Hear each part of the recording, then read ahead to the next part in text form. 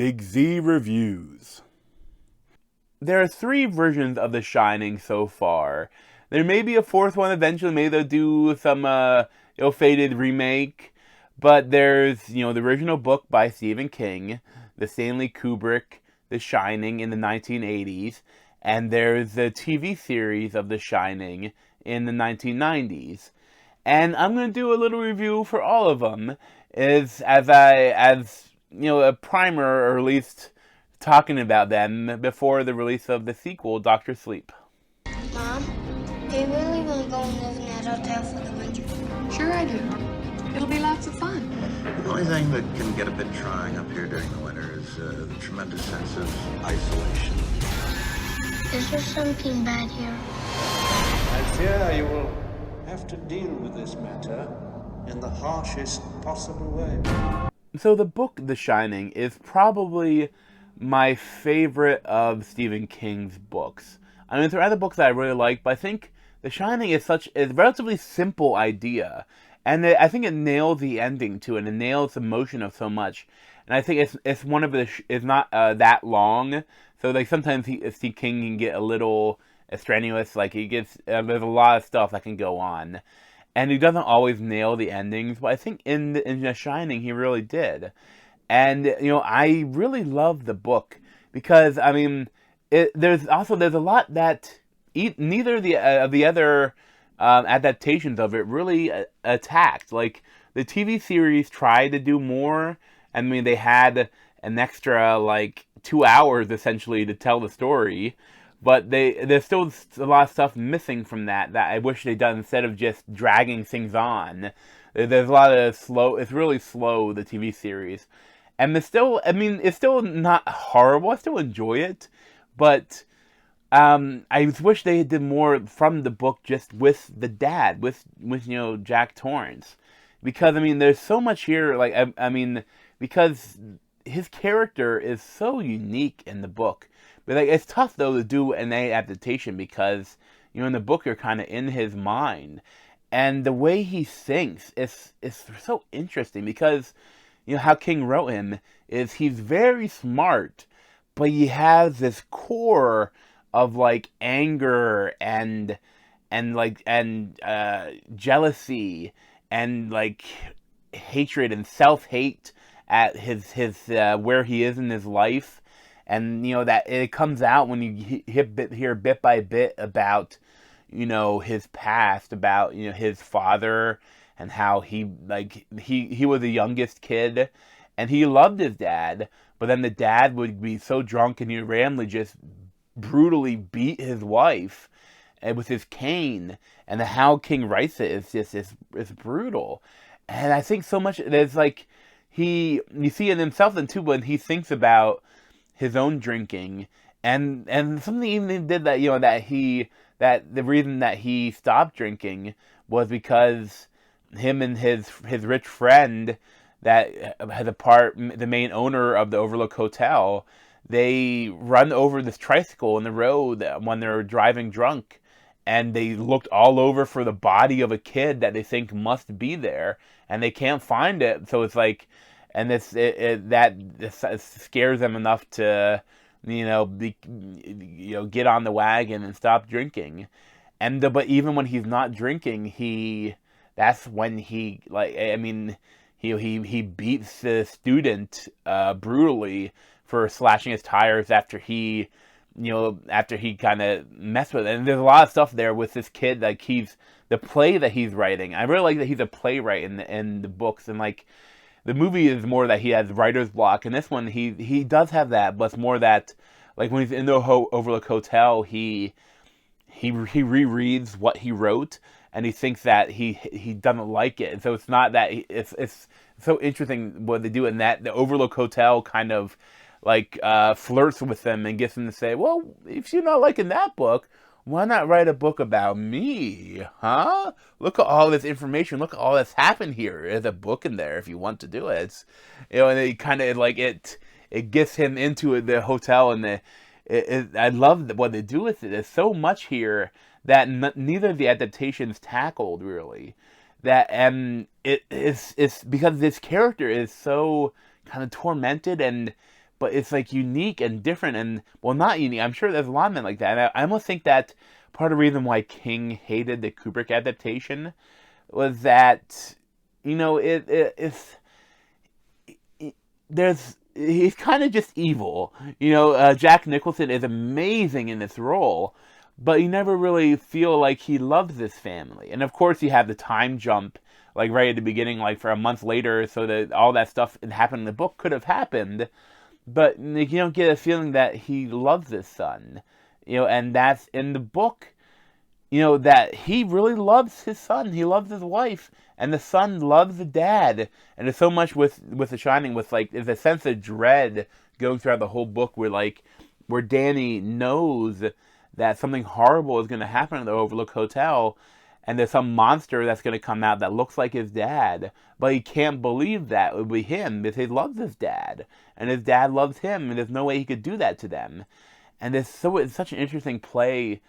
With emotion and with father and son dynamic and with alcoholism. It's an excellent book. I wonder, like I said, why Stephen King maybe didn't like it that much, is because like I know he had struggled with addiction, with alcoholism and cocaine and lots of stuff, and I just wonder if he kind of saw some of that in himself. You know, a lot of times in the characters, the authors are his avatars in his books. Like so many times in the Kingisms, we have an author in the book, and that's kind of his character. So I think that Jack Torrance is kind of Stephen King. So Kubrick kind of made him just a pure monster. I think he hated it, and it's understandable. But one interesting thing, in the book, he has a roque mallet, or it's like a large croquet mallet, and that's what he uses to go on a rampage. In Kubrick's movie, he has an axe, and there is kind of an axe in the book, but that's not the weapon he uses.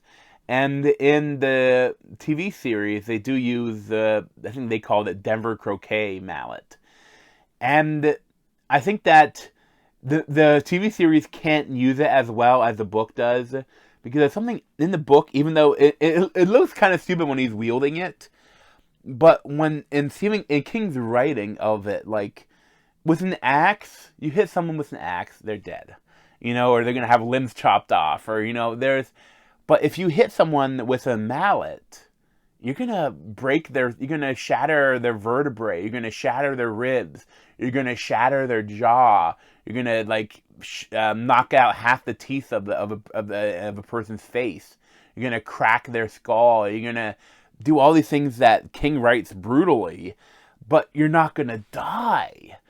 And so I mean, in the movie, Kubrick, a lot of it is just him going, and he with the axe, and it's great. But the idea that he can't do that much damage. If he did damage, his wife's dead. But in the book, he brutally beats his wife with this mallet, and you see the writing with her trying to get away and knowing that she feels something's wrong in her back, and she can't breathe because her ribs are shattered, and this things that it does is it takes your breath away when you're reading it. I also like that in the book, there's a lot more backstory about the hotel, and there's a lot even different monsters that you see bits of that neither adaptation even tried to do. And the one thing I'm glad Kubrick did not try to do the topiary animals, because the TV series tried to do them. And first off, when you see them when they're just there, they look small. In the book, I felt like they were gigantic. But in the TV series, they look really tiny, and they're not threatening at all. And then when they start moving, cheap 90s CGI does not look good and does not hold up. But I think that it works real well to have instead the maze, and that's so Kubrickian, and a lot of stuff he does with the maze, there's another stuff too. That's another monster they never even talked about, And again, the other ones that are interesting in the reading a book, but then in the series, like the TV hose, that's like a snake. The hose, the fire hose, whatever. I never really saying what exactly that was from. It is part of the hotel, I guess. But in the TV series, again, that's something that looked really stupid, but it's kind of spooky reading from the book. But they're reading it from Danny Torrance's point of view, where like you just, sometimes you read it like you don't know how much it is his imagination or is it all real. And I love everything they did, in the book, and for the Kubrick movie, it might be in my top 10 movies, maybe my top 20. It's somewhere in my favorite movies ever. It feels so tight. Even though like when I look at IMDb, it is like over 2 hours long, but it doesn't feel like it. It feels incredibly tight, and there's no fluff. And then when this do take more time, it's stuff that is designed to make you feel uncomfortable, like with the interview and different things that they do with it. And it's such a like the music is so iconic, and it's funny when I was reading the book again, I kept hearing that music in my head when I was reading it. Boom, boom, boom, boom, boom, boom, boom.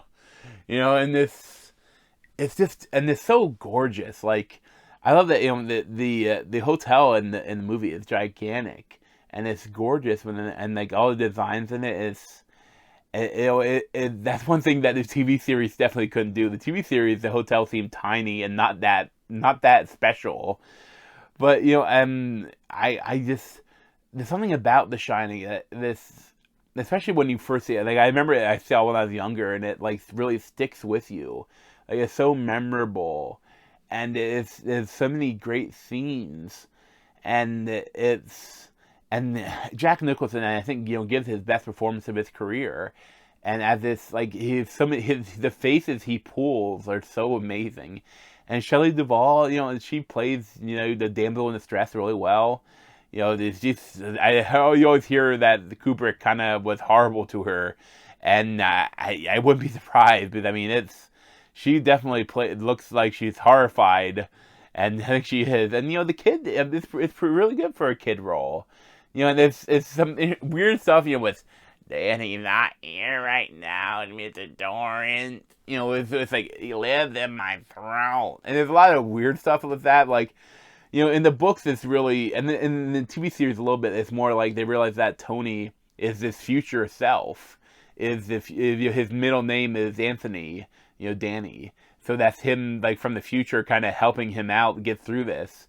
And that it works that they don't deal with that in the movie, and the movie is just like maybe that's his way he thinks of The Shining or something. But it's such a good movie, and it's really rewatchable. Watching it again, it's still just it's enthralling and beautiful and haunting and creepy. It's a great film. As for the TV series, it definitely is more true to the book. And I think he was actually a producer on this, and I mean there's stuff that I like that it does, but definitely whenever it does any CGI, it's horrible, and the actors are okay. I mean, when you compare Steven Weber to Jack Nicholson, there is no comparison. But I mean, he does okay, and I like that they did a couple of different things with it. And it's just probably the biggest weakness is that other than the budget it had, is that it's for TV, so it can't be gory, it can't be vulgar, and there's something, because like it's funny when I rewatched it and then read the book, I realized that a lot of different things that Kubrick created for himself, like him riding on the tricycle or whatever throughout the hotel. It's such a great moment, but it's not really in the book.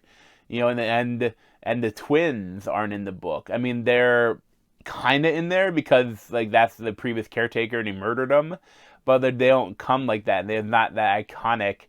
Come play with us forever and ever. I think someone that said that somewhere, but like not like it is in the movie.